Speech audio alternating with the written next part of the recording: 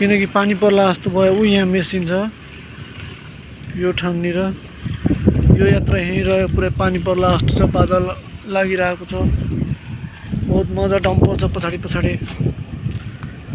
अब हामी घरतिर जानुपर्छ। पुरै बादल लागिसक्यो, छिटा परिरहेछ हातमा पानीको। यता जङ्गल छ पुरै, यो बाटो हो, यो पुरै उ छ, पुरै बादल, पुरै के अरे आकाश नै गडगड भइरहेछ पानी परु भनेर।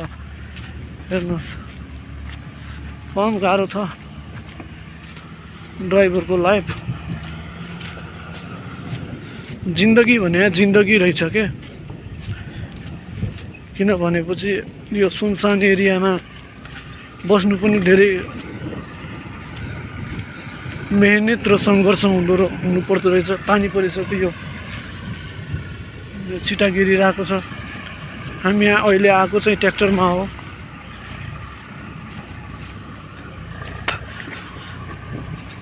हेर्नुहोस्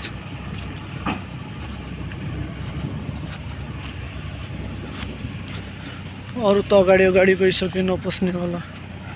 यहाँ हेर्नुहोस् पुरै पानी पर्ला जस्तो भइसक्यो, पानी परिसक्यो, गाह्रो छ। हाम्रो गाडी लोड भएर फर्किन लागेको हामी चाहिँ। अब केही समयमा तलतिर पुग्छौँ कि साथ दिएसम्म समयले। यो गाडीको कन्डिसन ठिक छ अहिले चाहिँ हाल।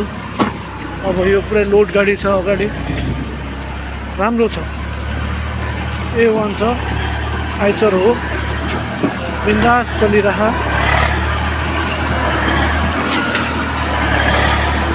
कोही दिक्कत छैन,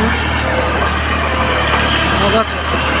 पानी ज्यादा आइरहेछ पुरानो, हरियाली जङ्गलमा गाडी उठिरहेछ आइचर। पानी पर्ला जस्तो छ एकदम। ल आजलाई भ्लग यहीँ बन्द गर्छु, किनभने पानी पर्दैछ। एउटै छ मोबाइल, भिज्न पनि सक्छ, बिग्रिएपछि बनाउनु पर्यो। पानी परिसक्यो, हेर्नुहोस् छिटा गिरिरहेको छ।